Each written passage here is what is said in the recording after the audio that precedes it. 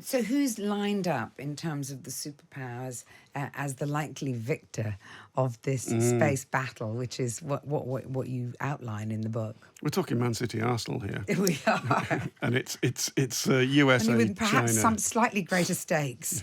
Yeah, indeed. USA, China. China, and as I said earlier, has Russia as its junior partner, which very much mirrors the relationship on Earth. The USA, with its legion of partners, also mirroring what's happening on Earth. And it's between the American-led bloc and the Chinese-led bloc.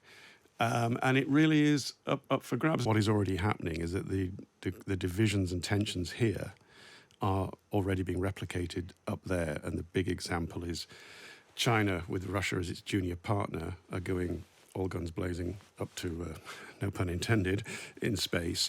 And the big rival for them is the Artemis Accords, which is led by the United States. And so, the rivalry here is now moving up. Who owns space? Because I know that the Outer Space Treaty, I think, was signed in 1967. Yeah. So to say it's slightly out of date yes. would be to underestimate that entirely. That is actually central to the whole book. It's out of date. It's 20th century treaty referring to 20th century technology, and it urgently needs updating, rewriting. Who owns space? Nobody and everybody. And the concept which we've had for decades that it is for common ground or space for everybody, for all of humanity, it's really fraying. And although nobody would ever say, yeah, we're going to go there and call it our sovereign territory, because there would be an outcry, when you know that the Artemis Accords, signed by more than 20 countries now, have a clause in it that says once you're there and you've found where you want to mine, I'm talking about the moon now, you can declare a safety zone. Well, come on. What's a safety zone? Territory, isn't it? Yeah. And it's interesting you mentioned the moon, because obviously when we first went to the moon, I think it's fair to say we went there in a spirit of kind of adventure and exploration, a bit Ernest Shackleton-like, or... Well, there is the Shackleton crater on the moon. Well, there is the Shackleton crater on the moon. And in fact, I think Elon Musk, when he was talking about space exploration, was quoting Shackleton's ad, wasn't he? That's right. To get people involved in Shackleton's mission. Poor pay, very dangerous, you may not come home. But the moon has now changed what it represents for us, because now it's become a sort of asset, a place where we can take things, mine things, sell things. That's the big difference, Marilla, between now and the 60s. There's a quote by Kennedy in a speech he gave to Congress in 62 in which he says, in terms, we need to win this race to the moon because there's two lines of progression for mankind. Humankind. He said mankind. It was the 60s. There's the fork in the road for Soviet communism, and there's the fork in the road for democratic capitalism. And this is part of that decision-making process. I mean, he really spelled it out. And so they won it. And then Nixon pulled the funding because he thought, what's the point of keeping on going back? And there wasn't potentially much point. And then we started to realize they found water on the moon, an Indian probe. They know that there is huge amounts of things like lithium, the rare earth metals, the precious... What we need for our smartphones. For our 21st century technology. And also for some of the renewable technologies. And so suddenly, we better get back there quickly.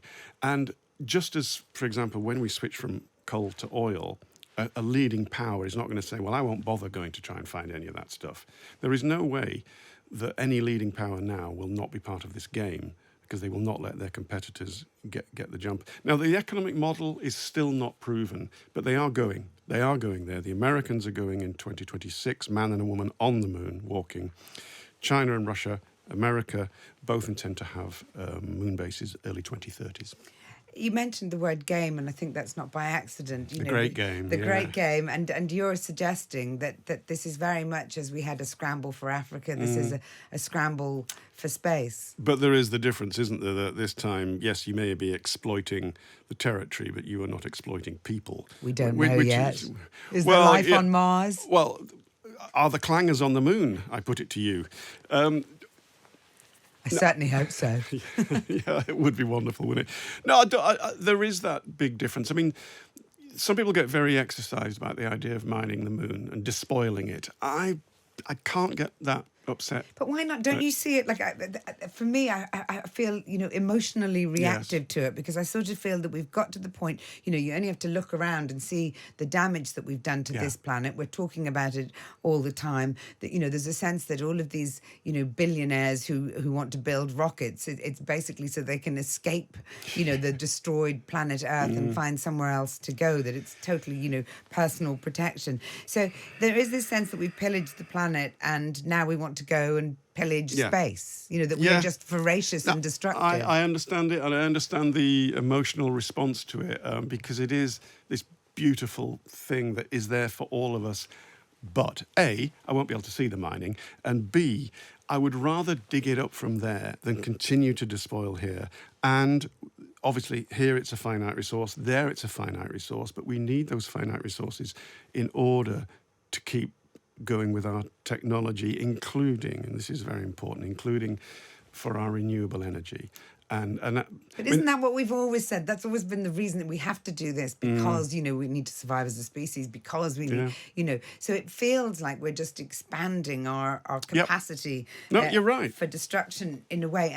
And you mentioned my emotional response, but I think, you start the book talking about the relationship as human beings we've always had with space, and it has always been an emotional one and a sort of awe-inspiring one in a way, hasn't it? And it still is, and probably forever will be, given that it was Newton that said something along the lines of, what I know is a drop, there is still an ocean to discover.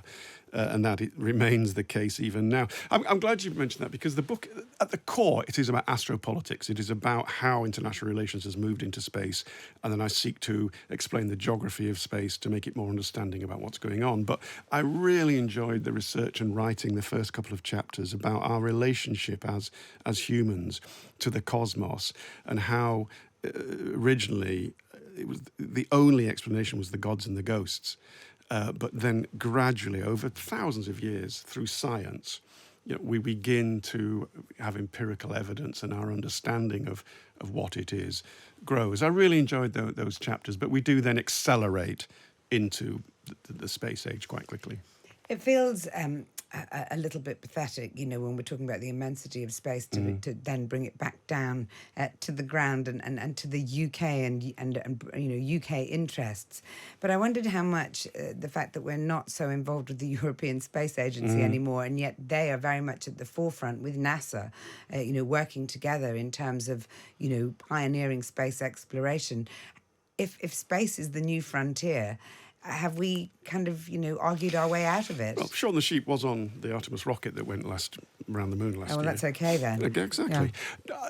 No, you're right to bring it up. We are still a member of ESA, but we're instead of being a sort of big player, we are a secondary tier player now in the European Space Agency. They are doing amazing work, the ESA, especially on scientific research. The British, I've tried to keep those scientific bridges and still try to cross them. And there's a lot of goodwill in the science world towards the UK. But without rehearsing the whole Brexit thing, it's not necessarily positive. But the UK actually remains a leading second-tier power. We're very, very good at satellites. We've got some amazing tech companies and big companies. And we've got a space command, for better or worse. There's only a handful of countries that have that military aspect, like I said, for better or worse. But modern war, and Ukraine has proven this, despite all the mud, guts and mayhem on the ground, it's still, you cannot fight a modern war without your space assets. And as I said, the UK is one of the leading second-tier nations in that. How many of those satellites are there whizzing around the world? Who owns the most of them? And do any of them have a benign purpose? Yes, lots of them do, and lots of them don't. There's 8,000 working ones at the moment, whizzing around at thousands of miles an hour in low Earth orbit, and a few thousand more higher up at geosynchronous orbit. They go round at the same speed as the Earth is turning, so those ones are always over the same spot. The leading nation is the Americans. The Chinese have the second biggest satellite fleet, and the British have the third, which I think might surprise a lot of people. It's a relic of the days of empire when we retreated, we were smart enough to leave behind lots of bits of concrete all over the world, and then realize, oh, they need to talk to each other, which is why we have that legacy of being a space power. Then it's the Russians. The Japanese are accelerating, and this is one of the positives, partly because of Musk and the reusable rockets, but equally the reduction in size of the satellites. They're as big as a Rubik's Cube, some of them, and shoeboxes. So you can now get them out there with less fuel and have a reusable rocket, and you can get 20 of them out where before it was just one the size of a fridge freezer. And that has opened up space to dozens and dozens of countries. Benign? Hell yeah. You want to know where the hurricane's heading? It's because of a satellite. You want to tell a small farmer who's got just the size of a football pitch to plant on, plant in that half of the pitch.